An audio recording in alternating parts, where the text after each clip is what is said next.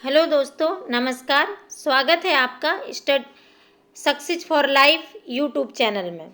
अभी भी हमारे मुंह से कभी कभी स्टडी फॉर लाइफ निकल जाता है क्योंकि मैंने नाम चेंज कर दिया है कुछ तकनीकी कारणों से।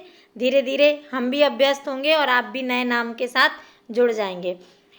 जिन जिन लोगों ने अभी एग्ज़ाम दिया है, अगर वो हमारा वीडियो देख रहे हैं तो उनके लिए बहुत बहुत शुभकामनाएं।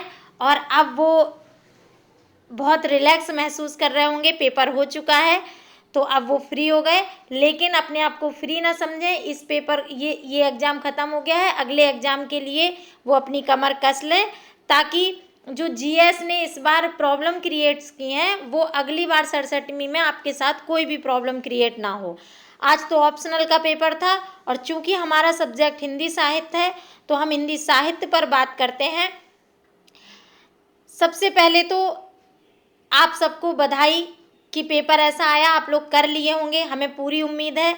हमारे भी गैस क्वेश्चन से सब 90% उसी से फंस गया है जो मैंने बाद में 14 प्रश्नों का ऑक्सीजन सिलेंडर आपको उपलब्ध कराया था। और पहले जो 26 क्वेश्चन दिए थे 6 महीने पहले, उसमें से तो कुछ बाहर आया ही नहीं है। लेकिन बाद में हमने जो 14 क्वेश्चन दिए थे, अगर उतना भी अगर किसी ने पढ़ा होता तो पेपर कंप्लीट कर सकता था। उससे बाहर इसमें 12 प्रश्न है, आपको 6 करने थे। अगर हमारे 14 क्वेश्चन का जो गैस क्वेश्चन का वीडियो था, अगर आपने वो 14 क्वेश्चन भी तैयार किए होते तो आप पेपर को 100% करके आए होते। और ये मैं बातें नहीं कर रही हूँ, आप हमारा आपको डिस्क्रिप्शन बॉक्स में लिंक दे दिया जाएगा, आप उससे देख लीजिएगा। और बाकी क्वेश्चन टेस्ट सीरीज से तो एक तरह से फंस ही गए हैं। जब गैस क्वेश्चन ही फंस गए हैं तो टेस्ट सीरीज की तो मैं बात ही नहीं करूँगी। लेकिन जिन लोगों ने आज पेपर दिया है वो रिलैक्स करें, और जिन्हें 67वीं देना है वो इन पेपर्स को अच्छी तरह से एनालिसिस करें और उसके बाद अपनी तैयारी को जोर शोर दें। ऑप्शनल तो फिर भी सीमित होता है क्योंकि ऑप्शनल में 12 में से 6 प्रश्न करने होते हैं, क्राइटेरिया सीमित होता है। लेकिन जीएस बहुत टफ पोर्शन हो जाता है और इस बार के प्रश्न जैसे आए हैं उससे ये साबित हो रहा है कि अब तैयारी 1 महीने की नहीं है। अब तैयारी के लिए थॉरोली पढ़ना पड़ेगा, अच्छे से करंट को तैयार करना पड़ेगा, बिहार के बारे में बहुत अच्छे से करंट सहित सब कुछ तैयार करना होगा। तो आप उसमें अच्छे से जुड़ें और अच्छे से तैयारी करें। अगर आप टेस्ट सीरीज ज्वाइन करना चाहते हैं, अगर टेस्ट देना चाहते हैं तो आप हमारे साथ भी जुड़ सकते हैं। हमारा व्हाट्सएप नंबर है 7277771065। आप इस पर व्हाट्सएप करके और जानकारी ले सकते हैं। आइए हम पेपर डिस्कस करते हैं आज हिंदी साहित्य का। आपको 6 प्रश्न करने होते हैं टोटल। 3 प्रश्न खंड का से और 3 प्रश्न खंड खा से। तो पहला प्रश्न है, मध्यकालीन साहित्यिक भाषा के रूप में अवधी भाषा के विकास पर विचार करते हुए अवधी भाषा में रचित भक्ति काव्य का अनुशीलन कीजिए। ये प्रश्न मैंने आपसे कहा था कि इस बार अवधी भाषा बहुत इंपॉर्टेंट है, इसे तैयार करके जाइए। जिन्होंने हमारी बात मानी होगी उनका ये प्रश्न बहुत अच्छा हुआ होगा। दूसरा, मानक हिंदी के प्रमुख व्याकरणिक लक्षणों की विवेचना कीजिए। ये भी प्रश्न भाषा विज्ञान का गैस क्वेश्चन है।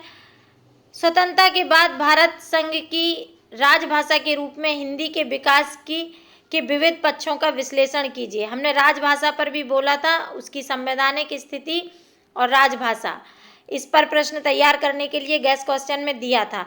हिंदी सूफी काव्यधारा की प्रवृत्तियों एवं उपलब्धियों की व्याख्या कीजिए।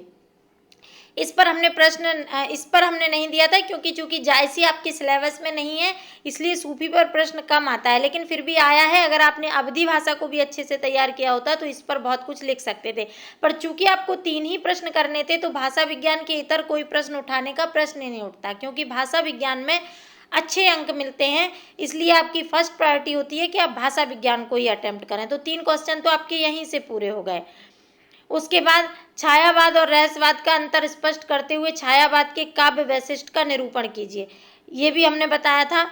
हिंदी उपन्यास के विकास की रूपरेखा स्पष्ट कीजिए। बाकी करने ही नहीं थे, ऊपर 3 ही बहुत थे, लेकिन अगर किसी को भाषा विज्ञान में किसी प्रश्न में प्रॉब्लम हो तो वो इनमें से कर सकता था। खंड खा देखिए, कबीर की प्रासंगिकता की युक्त मीमांसा कीजिए। कबीर की प्रासंगिकता हर बार पूछ देता है, तो इस पर हमने आपको बहुत डिटेल में बताया था, हमने आपको वीडियो भी दिया था और मॉडल आंसर भी प्रोवाइड कराया था।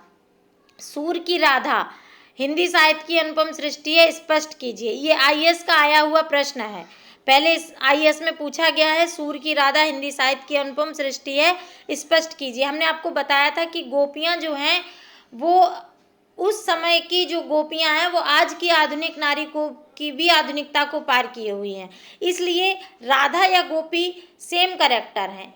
तो राधा प्रेम में भी सर्वोत्कृष्ट है।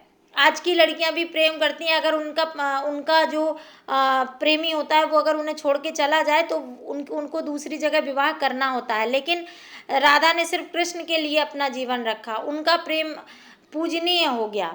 और जब जैसे सवाल जवाब करने होते हैं या अन्य चीज़ें होती हैं, वो सब जो भी गोपियों का चरित्र आपको बताया गया था वही आपको राधा के में भी बताना था। सिद्ध कीजिए कि तुलसीदास भारतीय संस्कृति के सच्चे आराधक और गायक रचनाकार है। सच्चे आराधक भारतीय संस्कृति के, तो इसमें समन्वय भी आ जाएगा। जो तुलसीदास की विशेषताएं हैं राम काव्य धारा की, वही आपको इसमें लिखनी थी। जो राम काव्य धारा की विशेषताएं हमने बताई थी वही आपको तुलसीदास की इस प्रश्न में लिखनी थी। गायक रचनाकार की बात की गई, यानी कि आपको इनका शिल्प वैशिष्ट बताना था, काव्य वैशिष्ट बताना था, जो उनकी शिल्प चेतना है उसके बारे में बात करनी थी। वो खुद लिखते हैं कि मति अनुरूप राम गुण गावों, यानी कि गा रहे हैं, वो राम के गुण वो गाते हैं, लिखते या पढ़ते नहीं है, इसलिए उनका शिल्प बताना था। और पूरा ऊपर भारतीय संस्कृति के सच्चे आराधक बताने थे, इसलिए आपको इसमें विशेषताएं जो राम काव्य धारा की विशेषताएं थी वही लिखनी थी।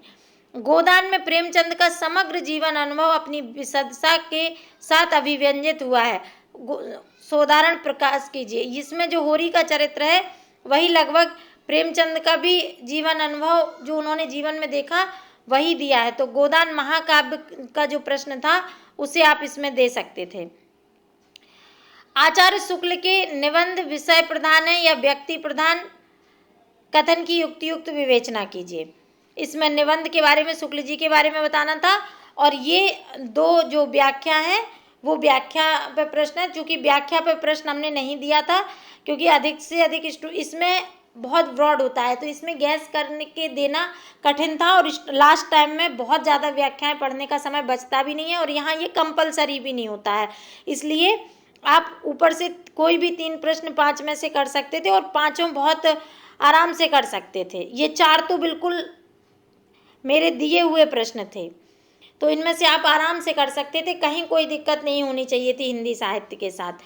और हमें आशा है कि आप सब बहुत अच्छा करके आए होंगे। बाकी लोग भी जो पढ़ रहे हैं वो पेपर को एनालिसिस करें, और अगली बार के लिए 67वीं के लिए अपनी कमर कसें और तैयारी में जुट जाएं। Best of luck.